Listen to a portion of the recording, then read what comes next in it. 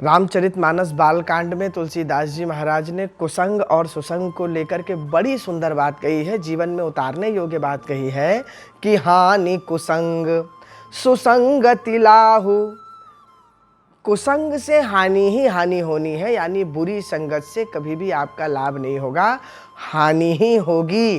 वो उस प्रकार समझिए कि जैसे आप किसी उदाहरण के तौर पे पीने खाने वाले के साथ आपकी मित्रता हो गई, तो आज नहीं तो कल नहीं तो किसी दिन वो भी आपको उसकी उस आदत में भागीदार बनाने का प्रयास करेगा, क्योंकि उससे उसको पार्टनर मिल जाएगा। और मान लीजिए आप बहुत अच्छे हैं, चंदन विष व्यापत नहीं लिपटे रहत भुजंग की तरह यदि आप हैं कि चंदन में जिस प्रकार सर्पों का विष नहीं व्याप्त होता, लेकिन आप इतने अच्छे हैं, मान लीजिए कि बुरी संगत का असर नहीं हो रहा, फिर भी एक बात अवश्य होगी, जैसा रहीम जी ने कहा है कि बसी कुसंग चाहत कुशल कह रहीम जी असोस। महिमा घटी समुद्र की रावण बस्यो परोस। पड़ोस में बसने के कारण केवल समुद्र की महिमा घटी। कहने का अर्थ है आप नहीं भी उस आदत में पड़ेंगे तो भी साथ रहने पर आपका अपयश अवश्य होगा। संसार के लोग यही समझेंगे कि ये भी साथ में कुछ ना कुछ उस हरकतों को करता होगा। तो कहने का अर्थ है कि कुसंग से कभी भी किसी का लाभ नहीं हुआ है, हानि ही हानि हुई है। और वहीं सुसंग से एक बात समझ लीजिए, व्यक्ति की पहचान उसकी कंपनी से होती है, उसकी संगत क्या है, उसके दोस्त कैसे हैं। तो इसलिए वही यदि सुसंग होगा आपका तो क्या कहते हैं, बोले हानि कुसंग, कुसंग से तो हानि, और सुसंगति लाहु, सुसंगति से सदैव लाभ ही लाभ होगा आपका। कि संगत ते गुण होत है और संगत ही गुण जाए। बांस फांस और मीसरी एक ही भाव बिकाए, या एक ही दाम बिकाए। कहने का अर्थ है मिश्री में ही वही फांस भी लगी होती है, बांस भी लगा होता है, लेकिन वो संगत के कारण एक ही दाम में बिकती है वो। तो अगर यदि आपकी संगत अच्छी होगी तो दोहावली में तो इतना सुंदर गोस्वामी जी ने इसका उदाहरण दिया कि बड़े गहे ते कर गयो ज्यों बामन को दंड।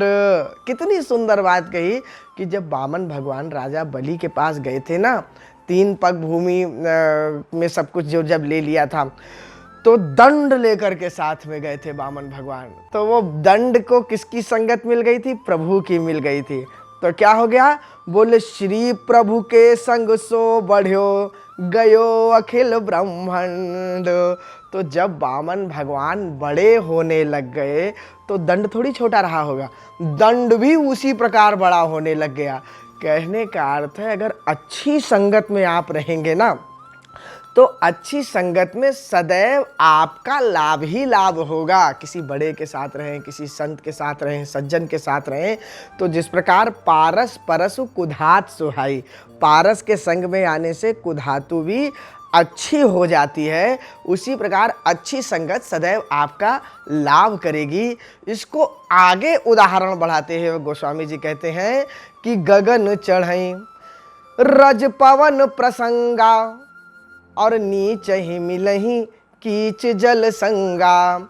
और एक उदाहरण पहले तो ये दिया कि साधु असाधु सदन सुख सारी सुमिरहि राम देहि गनिगारी।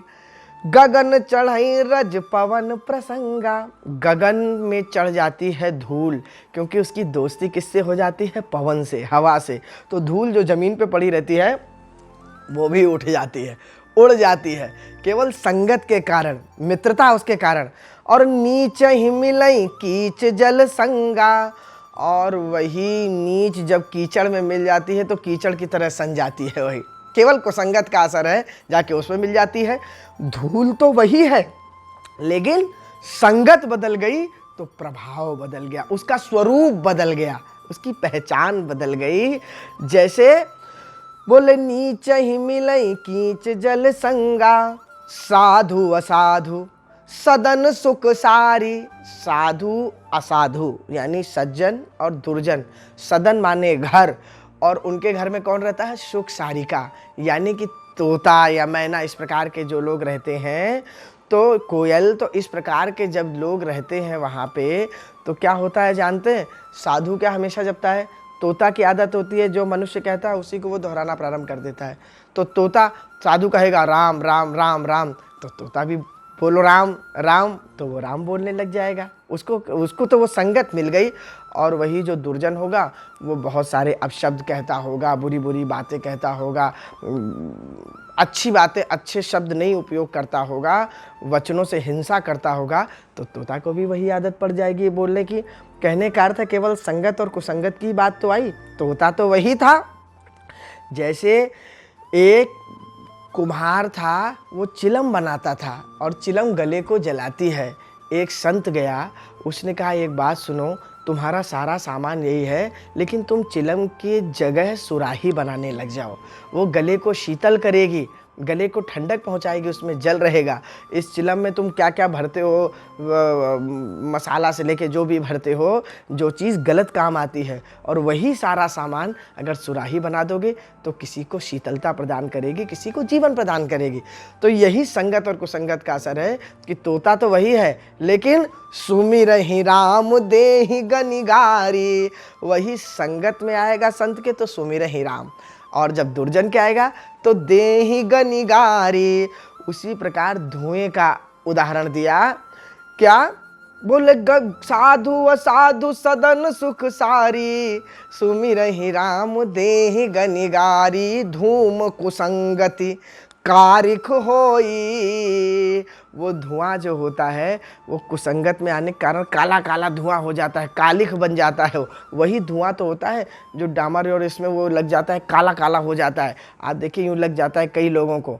और वही धुआं को जब अच्छी तरीके से उपयोग करके उसका विकास करते हैं किसी विज्ञान के द्वारा, तो वो क्या हो जाता है? बोले लिखिए पुराण मंजू मसी सोई। वही पुराणों को लिखने के लिए मसी बन जाता है। मसी माने स्याही, मसी कागज कहते हैं ना, तो वही स्याही बन जाता है। धुआं तो वही है, लेकिन कहीं कुसंग में चला गया और कहीं सुसंग में चला गया। तो लिखिए पुराण मंजू मसी सोई, और सोई जल अनल अनिल संघाता। उसी धुएं को जब तीन दोस्त मिल जाते हैं, कौन? जल, पानी, अनल, अग्नि, अनिल, पवन यानी हवा। जब ये तीन दोस्त उसको मिल जाते हैं तो क्या हो जाता है? बोले हो सोई जल अनल अनिल संघाता, हो ही जलद जग जीवन दाता। वो बादल बन जाता है और बादल बन के सबको जीवन प्रदान करने वाली वर्षा करने लग जाता है, जल प्रदान करने लग जाता है।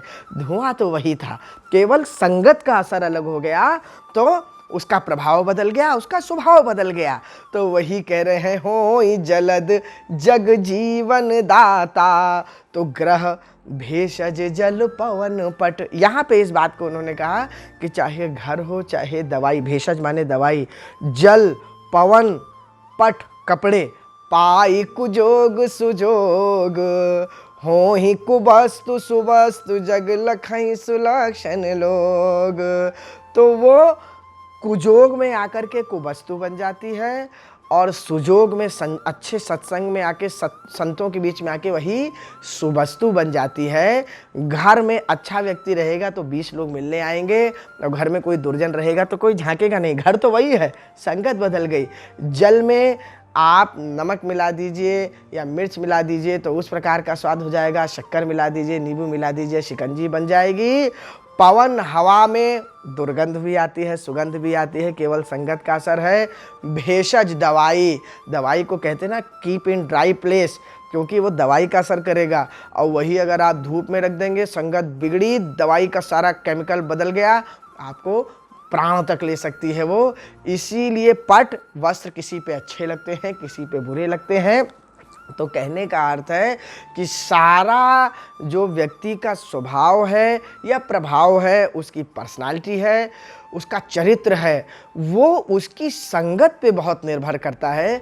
गोस्वामी जी ने इसी बात को कहा कि हानि कुसंग और सुसंगति लाहु। एक और उदाहरण आखिरी में दिया कि सम प्रकाश तम पाक धुह, नाम भेद विधि कीन। एक बात बताइए, एक महीने में 2 पखवाड़े आते हैं, प्रकाश तो दोनों में समान रहता है, केवल पूर्णिमा और अमावस्या का अंतर यदि छोड़ दें, लेकिन वही शशि शोषक पोषक समुझी जग जस अपजस दीन। कहने का अर्थ है कि जब कृष्ण पक्ष यानी अंधेरा पक्ष रहता है तो उसको लोग यूं कहते हैं अंधेरा पक्ष है, और जब शुक्ल पक्ष उजाला पक्ष रहता है तो कहते हैं वह शुक्ल पक्ष है, जबकि प्रकाश तो दोनों में समान आ रहा है। कहने का अर्थ है केवल संगत का असर होकर के व्यक्ति की पहचान बदल जाती है। यही कहा कि हानि कुसंग, कुसंग से सदैव हानि होगी, और सुसंगति लाहु, और सुसंग करने से लाभ होगा।